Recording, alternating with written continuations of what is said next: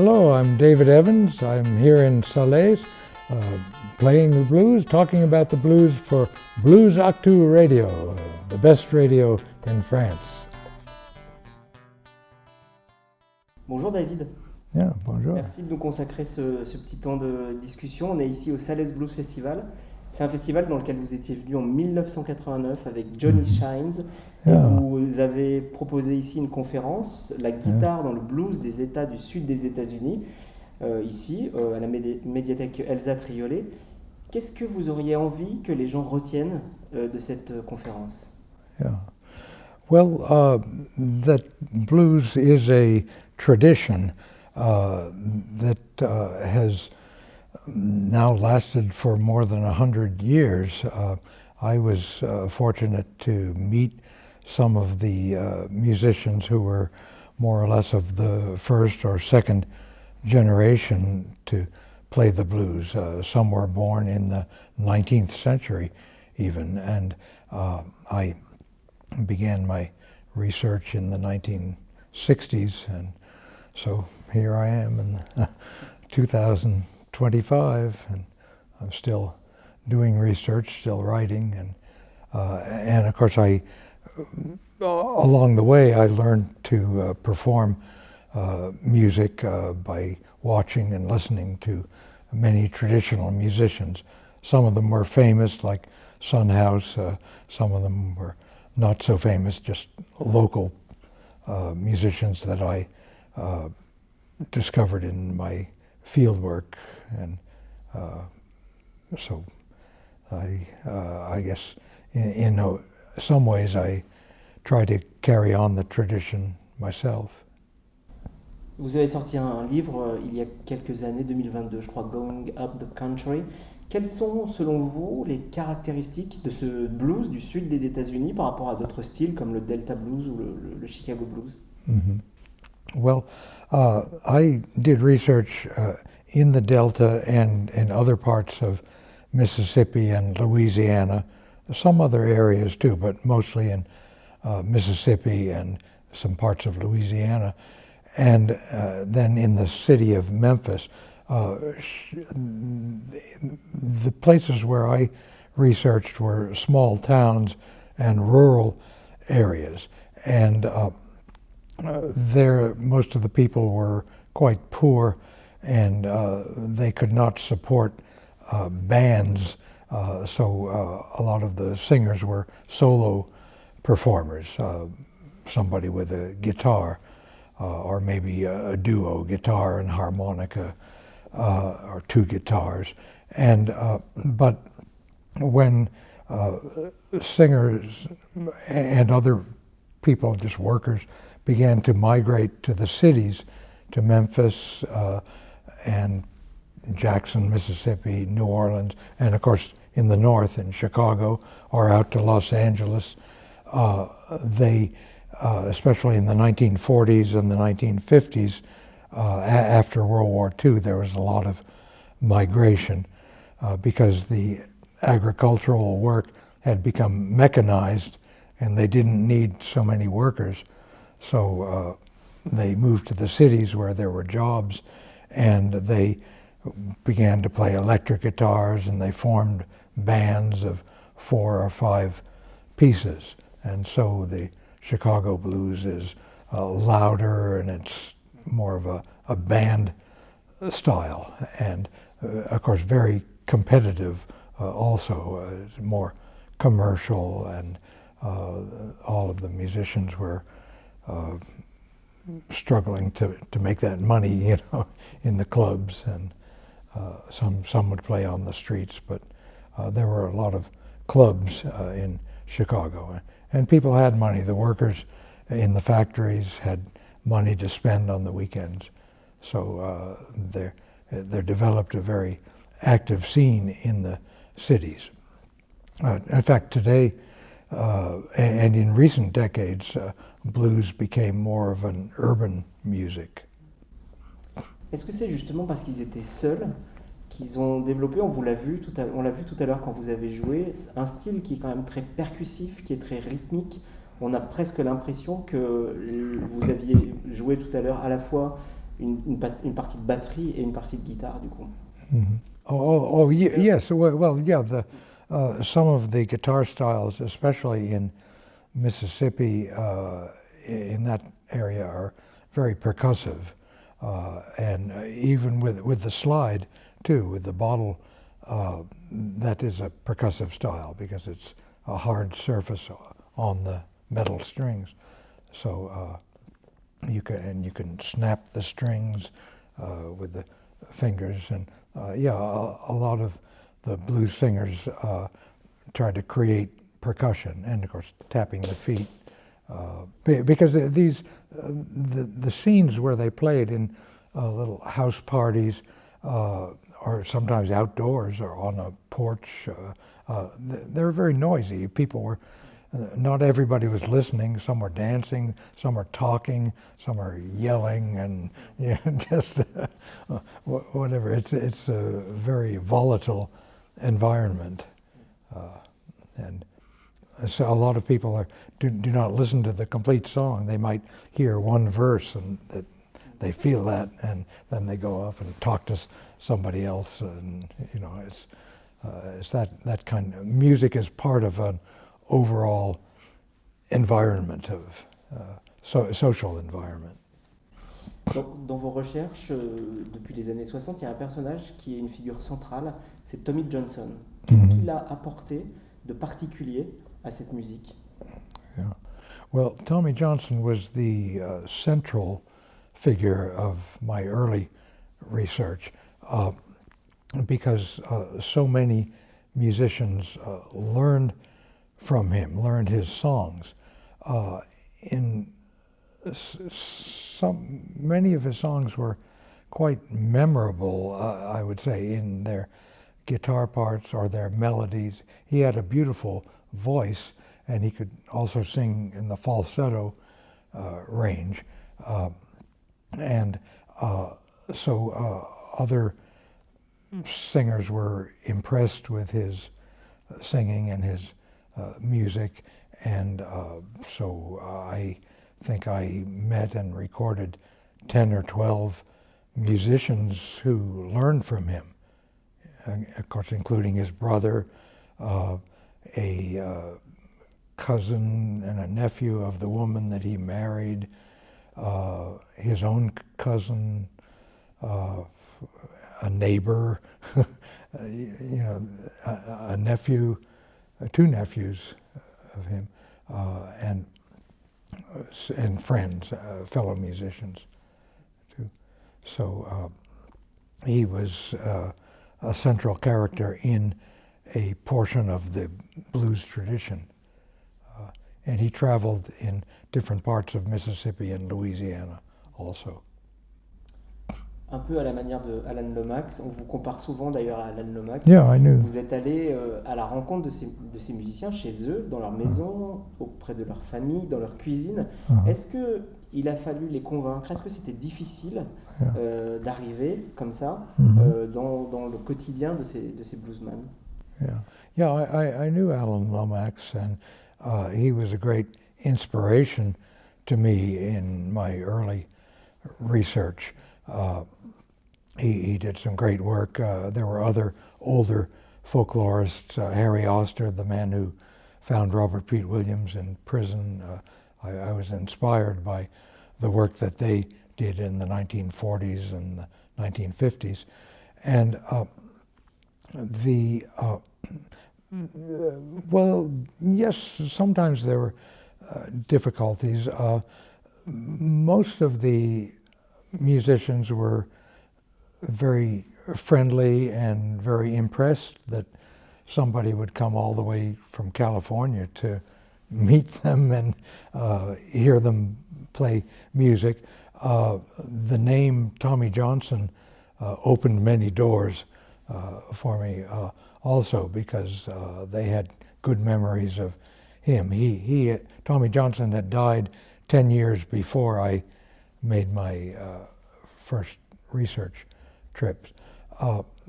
There were some who were not so friendly maybe at first. They were suspicious because, of course, they had dealings, relationships with the local white people, and it was always an exploitative relationship, unequal relationship. And of course I was young and they were old too, but even then they were used to calling white people Mr. I was Mr. Dave, even though some were old enough to be my grandfather.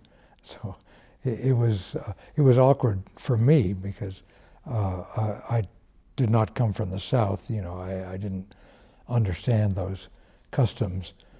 But it was also a time of change because the civil rights movement had just achieved some successes. The voting rights law, the civil rights law had been recently passed. But still, the mentality, the customs were from an earlier time there. So it was a time of transition. But most people were very glad to talk to me and perform for me. Sometimes I would pay a little bit of money. These were mostly poor people and they needed money. Sometimes they asked for money, of course.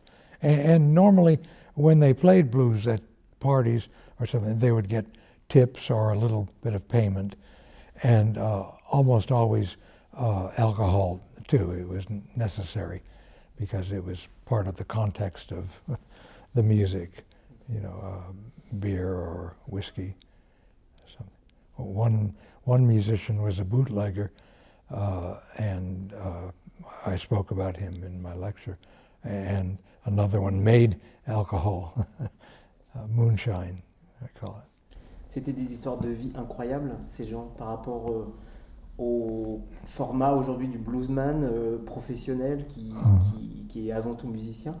Quelles sont les histoires, vous en avez des tonnes à raconter, mais quelques histoires qui vous ont vraiment marqué, des histoires de vie qui vous ont vraiment marqué en étant immergé dans ce quotidien de ces bluesmen?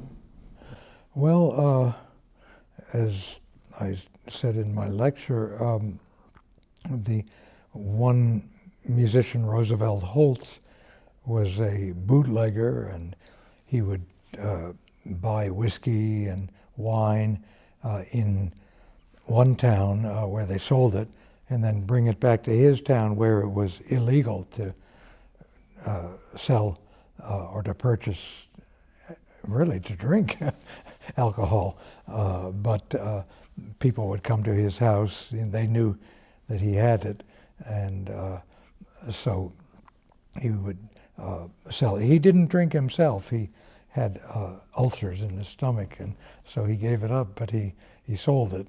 And he had been, for a few years with Tommy Johnson. Tommy Johnson married his cousin, and so he followed Tommy Johnson and his wife around. And for a few years, he was more or less a professional musician, but then he got in trouble. He had a rivalry with someone else, and he killed him and went to prison. And then after that, he more or less did industrial work, farm work, and he would play on the weekends. Most of these musicians were weekend musicians. A few of them would be full-time, but there weren't too many opportunities to play on the weekdays because all of the people were working very hard, either farm work or industrial work, and they had to get up early in the morning. They were tired after work. But on the weekends, on Friday night, Saturday night, they would go out to drink and party and listen to blues, dance, and meet men or women, and just and that's where the musicians would make money, doing that. On va bientôt conclure cette interview. Quel est le vœu que vous aimeriez formuler pour que la nouvelle génération aujourd'hui garde cet esprit du blues bien vivant? Mm-hmm. Well, blues today has become international music. Its history is, of course, music of black Americans. And it still has some meaning, some acceptance in the black community, but black American music always was evolving. You know, before blues there were spirituals and ragtime music, and then with blues there was jazz, and then rhythm and blues, soul music, rap, hip-hop now. And we also are now exposed to many international types of music. You can go on YouTube and you can find anything in the world, you know.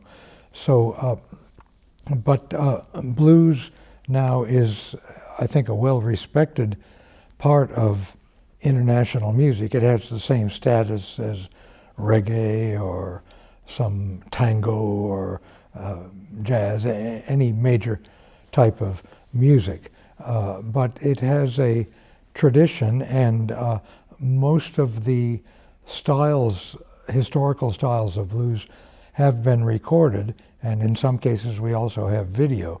So the young people can both listen to and watch contemporary blues musicians and singers, but they should also pay attention to the historical material. And I think it would be nice if some people try to keep those styles as a part of the contemporary scene now.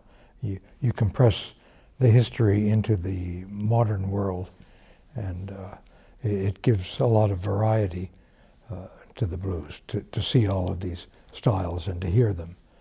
And it's all available now on recordings and YouTube and the internet. You know, it's easy. In the 1960s, when I was starting, it was difficult. There were maybe only 20 blues albums available, maybe 2 books about it. You could become an expert in 1 month of reading and listening. You knew as much as any other person did. Of course, the musicians themselves knew it from a different aspect, you know, from part of their life and their community.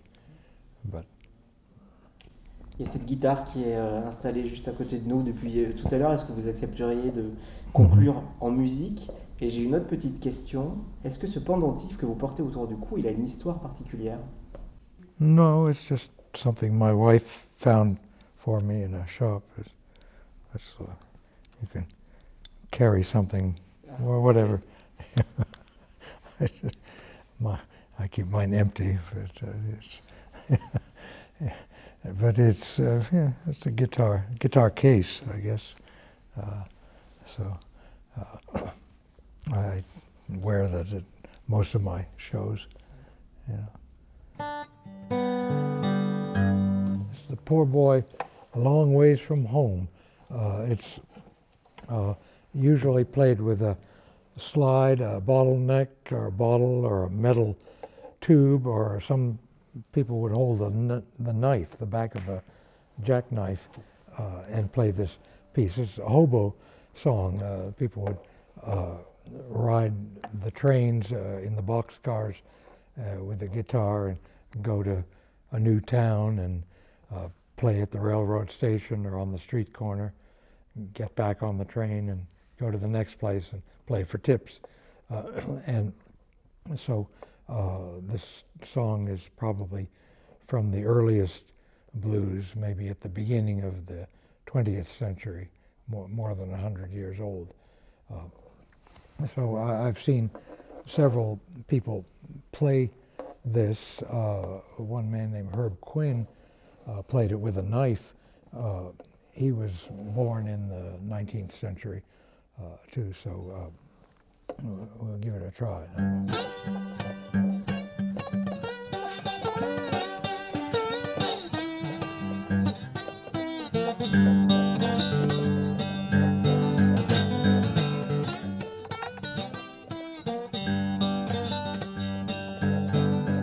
I'm a poor boy, I'm a great long ways from home.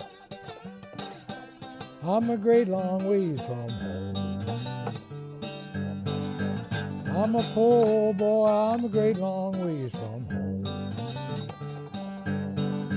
I ain't got nobody to speak in my behalf,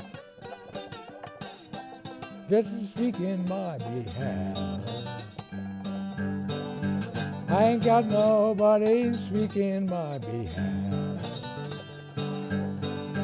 Rock's been my pillow and the cold ground been my bed,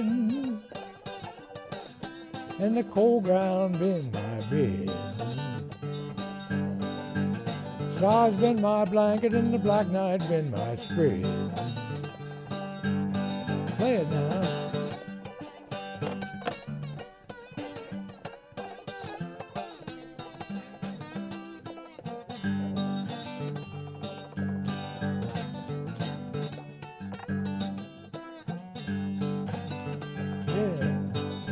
I'm a stranger here, I just float in your town, Salaise.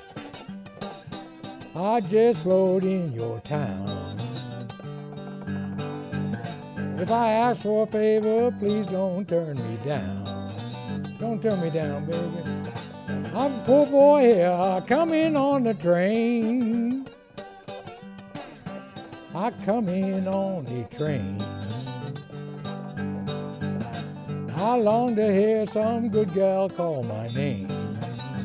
Call it now.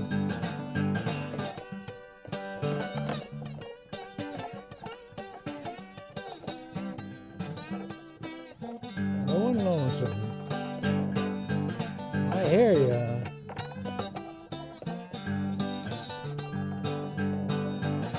I'm a poor boy, I'm a great long ways from home.